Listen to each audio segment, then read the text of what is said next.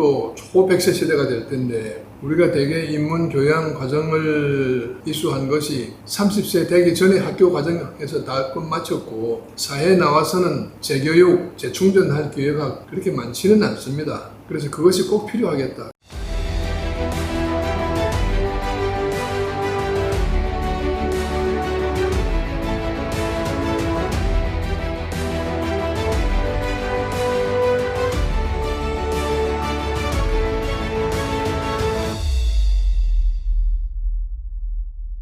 예, 안녕하세요, 이사장님. 안녕하십니까? 예, 반갑습니다. 반갑습니다. 잘 지내셨죠? 네네. 항상 우리 이사장님 뵐 때마다 그 웃는 얼굴이 저를 더 웃게 만듭니다.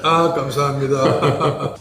다름이 아니고, 예. 오늘은 어떤 이야기를 좀 하고 싶으냐 하면, 이순신 이야기보다도 동국대 여해연구소에서 여해 아카데미라는 걸 하지 않습니까? 네네, 그렇죠. 그래서 지난 학기부터 문과대학, 이과대학, 그리고 동국대 여해연구소가 미래융합 여해 아카데미를 개설을 해서 스타트를 했는데, 이번 9월 25일 날에 다시 또 2기를 모집을 해서 또 아카데미를 시작한다고 알고 있거든요. 이사장님께서 또 멋진 또 인사말도 해주셔가지고, 인사말이 너무 이제 인상적이었던 게 이렇게 시작하거든요. 나는 왜 사는가? 어떻게 살아야 하는가? 이런 인사말이 이제 판플렛에 있는데, 이번 과정을 하시게 된 그런 배경과 그 다음에 어떤 그 소회, 그리고 어떤 의혹, 이런 것들에 대해서 좀 듣고 싶습니다. 예, 지금 소개하신 미래융합 여해 아카데미 과정이 이와 비슷한 과정이 전국 각 학교, 기관, 지자체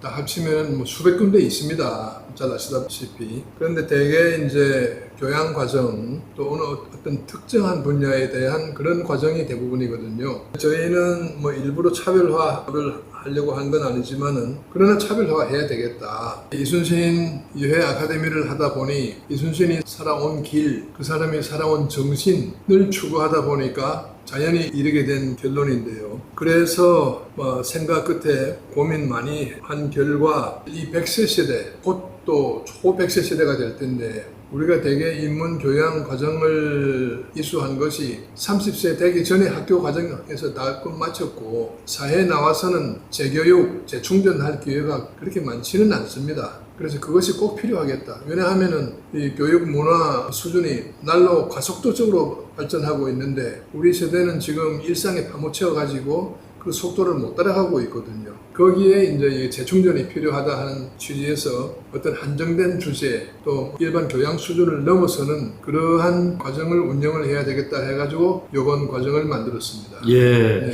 이제 여해 아카데미다. 이러면은 이제 여해 이순신을 중심으로 하는 아카데미 이렇게 인식을 할 텐데, 네. 앞에 미래융합이 붙었잖아요. 네. 미래융합 여해 아카데미라고 하는 것은, 미래융합이라고 하는 것은 어떤 지금 통합의 시대, 그 다음에 융합의 시대, 그래서 지금 문과대학하고 이과대학이랑 같이 한다는 의미는 어떤 문과, 인문학과, 그 다음에 이과가 통합됐다. 그런 의미라고 생각하면 되겠죠? 맞습니다. 시발은 여해 아카데미, 이순신 연구에서 시발이 된 거지만은 이순신이라고 하는 어떤 특정인의 일생, 그 과업을 연구하는 것에서 그치지 않고 그 이순신의 그림자는 400년, 500년이 시공을 넘어가지고 우리 개인이 어떻게 살아야 할까 하는 표본이 되면서 동시에 우리나라의 갈 길을 비춰주는 하나의 등대 역할을 하고 있지 않습니까? 그러다 보니까 좀 더 확대하고 미래적으로 초점을 맞춰서 하다 보니까 미래융합이 이제 자연이 되는 거죠. 예, 그래서 제가 이렇게 이제 커리큘럼을 보니까 여기에 참여하는 교수님들이 아주 다양하시더라고요. 그래서 항공우주연구원장이신 김성조 교수님을 비롯해가지고, 그 다음에 챗 GPT 하는 교수님, 그리고 인공지능,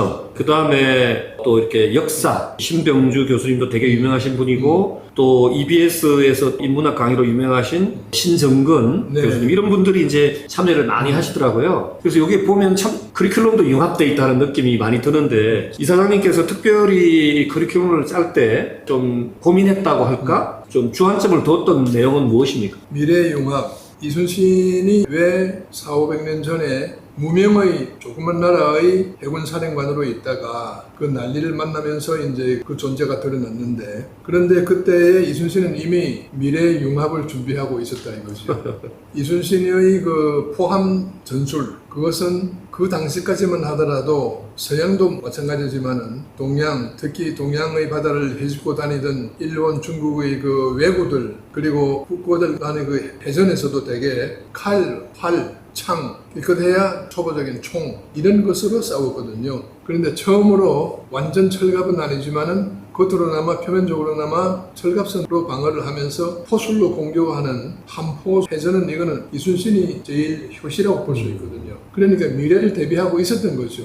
왜군들이 쳐들어올 것이다. 왜군들은 백병전에 능하다. 등선 육박 전술에 능하다. 우리는 우리 나름대로의 어떤 장기를 가져야 된다. 그것이 뭐냐? 왜군들과 직접 접촉하지 않고 육박전을 하지 않고 장거리 포술로서 이제 격파한다 하는 그러한 전략을 미리부터 짜고 있었던 거란 말입니다. 가장 미래지향적인 그러한 전술을 가지고 있었던 거죠. 우리 이 과정을 준비한 것도 그 정신에서부터 시작을 했던 거죠. 예. 아, 멋있습니다. 그래서 보니까 이제 역사, 그 다음에 아까 말씀드린 인공지능, 챗GPT 이런 것도 있지만은 여행, 그 다음에 와인 인문학, 그 다음에 재미있는 수학 이야기에서부터 석굴암, 그 다음에 고고학, 뭐 아주 다양하게 커리큘럼이 짜여져 있고, 당연히 이제 여해와 관련된 내용도 있습니다만은, 이렇게 다양한 분야의 것들을 두루 섭렵할 수 있는 좋은 기회가 아닌가 하는 생각이 듭니다. 맞습니다. 실제 이 커리큘럼을 작성을 하고 또 인선을 한 것은 원장님과 또 우리 학교 문과 이과 학장님들께서 하셨습니다만은, 그 기본 정신은 우리 생활을 구성하고 있는 모든 분야를 조금씩이나마 커버를 해야 되겠다. 현대 생활을 하면서 우리에게 필요한 것은 제일 먼저 중요한 것이 이제 제가 인사말에서 제시한 것처럼 나는 누구냐, 우리는 누구냐, 어떻게 살아야 하느냐, 그 네 가지 요소가 있다고 생각이 됩니다. 우리 인간은 우주의 일부다. 인간이 소우주이지 않습니까? 소우주를 알기 위해서는 대우주를 알아야 된다. 즉 말해서 자연을 알아야 된다 이거죠. 자연 속에서 인간이 태어나가지고 수백만 종의 생명체가 살아오면서 그중에 우리가 호모사피엔스로 선발이 되어가지고 몇십 년 동안 진화해가지고 오늘 이때까지 오늘 이 자리에 우리가 개개인으로 태어나 살고 있지 않습니까? 우리 개인이야 이제 뭐 100년 안팎에 살다가 가겠지만은 우리 후손은 나의 DNA는 몇십만 년 전부터 우리 조상들로부터 받아왔고, 내 DNA가 내 죽은 뒤에도 우리 후손들을 통해서 몇만 년, 몇십만 년 이어져 나갈 것이다 이거죠. 이러한 자연 철학의 원리, 그러니까 뭐 쉽게 말하면은 수, 물, 생이죠. 수학, 물리, 생물학적인 그런 기본을 깔아놓고 그 기초공사 위에서 이제 인문사회과학의 탑을 쌓는다. 인문사회과학의 탑은 자연과학의 벽돌로 쌓아야 됩니다. 그래서 문사철이라고 하죠.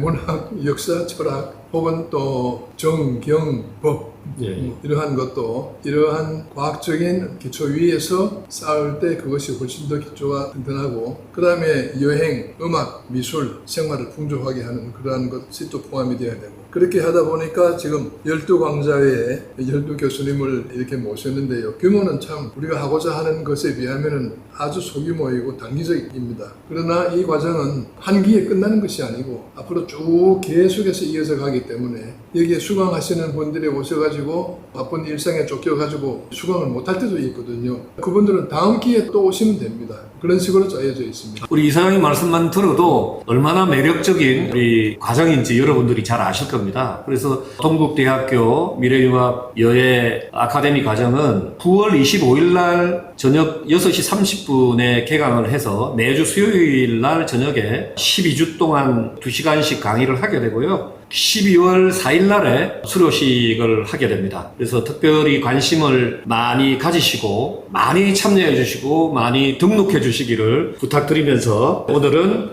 이것으로 마무리하도록 하겠습니다. 이 과정의 가성비는 아주 좋습니다. 대한민국 최고입니다. 예, 감사합니다.